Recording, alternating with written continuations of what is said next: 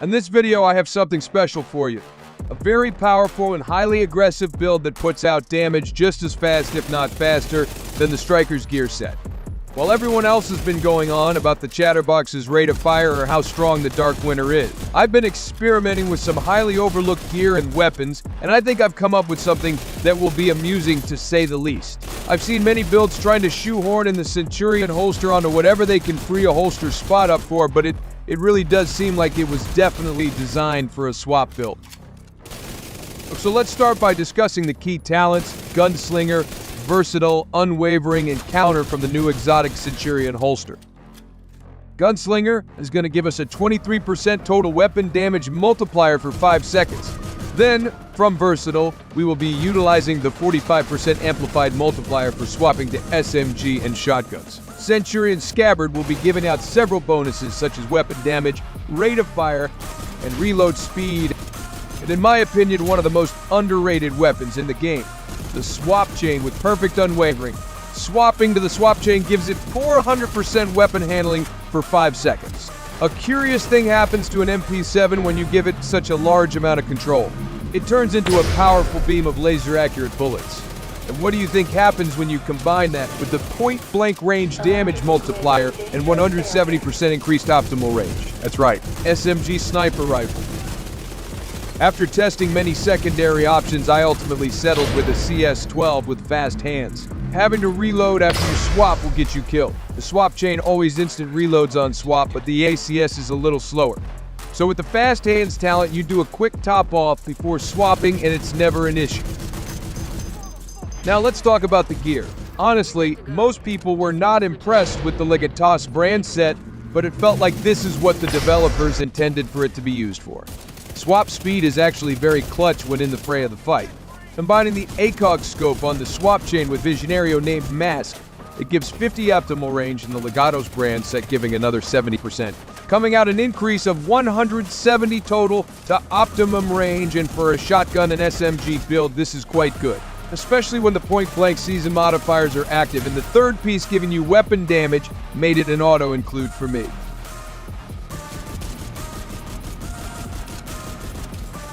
I went with the Contractor's gloves and Fox's Prayer knee pads to further diversify my multipliers. The Centurion Scabbard is a significant buff to the weapon swap arsenal, providing great bonuses with really no downside. I don't think I would personally ever use it on a non-swap build, but I think it's a significant enough upgrade to get these build types in people's loadouts. Now, you may notice there is very little crit chance on this build. That's because we are going to be getting all our chance from the passive modifier Retribution. Every time we hit a target at mid-range, we will get a stack. Each stack is 0.5% crit chance, up to 100 stacks, granting a total of 50% crit hit chance at 100. However, the stacks will start to fall once you reach 100. Now, the best thing to do is try to get close to 100 stacks without going over. Just stop shooting things at mid-range and it will forever stay full. But it's hard not to, and it will eventually start to come back down, causing you to build back up again. So an average of 25% crit hit chance. So with the swap chain's natural 21%, and your watch's 10%, and the Centurion's 6%, that will put you around 37%, and 37% plus 25% is 62% average crit chance, so it's safe to just stack as much crit damage as possible, and even work in some weapon handling while we're at it.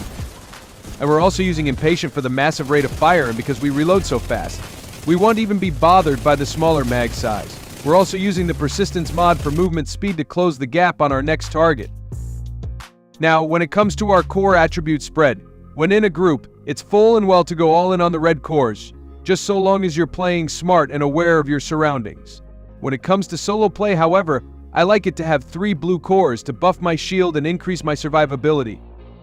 The rule I always follow for playing a frontline DPS is 3 blue cores, then replace 1 with a red core for each other person in your squad. So before I go and leave you to it, let me show you how to make it all work like a finely tuned machine. At first, when you swap, you're going to notice an overabundance of icons go on timers and cooldown.